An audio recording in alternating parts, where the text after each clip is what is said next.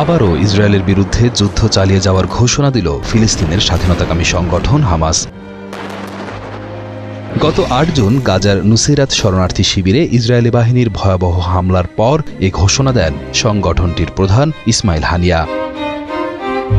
বার্তা সংস্থা রয়টার্সের এক প্রতিবেদনে বলা হয়, ৮ জুন ফিলিস্তিনের গাজায় নুসেরাত শরণার্থী শিবিরে ব্যাপক হামলা চালায় ইসরায়েল। ভয়াবহ ওই হামলায় একদিনেই মৃত্যু হয়েছে ২১০ জন ফিলিস্তিনের, এছাড়াও আহত আরও ৪০০ জন।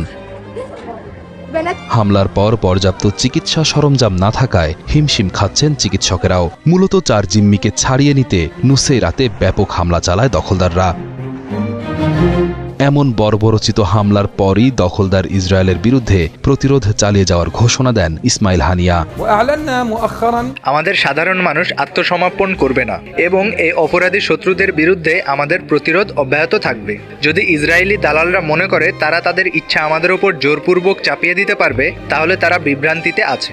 দখলদার ইসরায়েল ব্যাপক হামলা চালিয়ে ৪ জিম্মিকে ছাড়িয়ে নিতে পারলেও এটিকে ইসরায়েলের জন্য একটি পরাজয় হিসেবে অভিহিত করেছেন হামাসের জ্যেষ্ঠ নেতা সামি আবু জুহরি। তিনি বলেন, ৯ মাসের যুদ্ধের পর ৪ জিম্মিকে ফিরে পাওয়া একটি পরাজয়, এটি কোনো অর্জন নয়।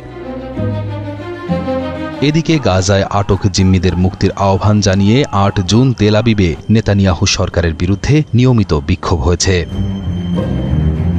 বিক্ষোভকারীরা শহরের রাস্তা অবরোধ করতে একত্রিত হয়ে মিছিল করে। এক পর্যায়ে বিক্ষোভকারীদের ছত্রভঙ্গ করতে জল কামান ব্যবহার করে পুলিশ, আটক করে বেশ কয়েকজন বিক্ষোভকারীকে। উল্লেখ্য, গত বছরের অক্টোবর থেকে গাজায় ইসরায়েল ও হামাসের মধ্যে যুদ্ধ চলছে।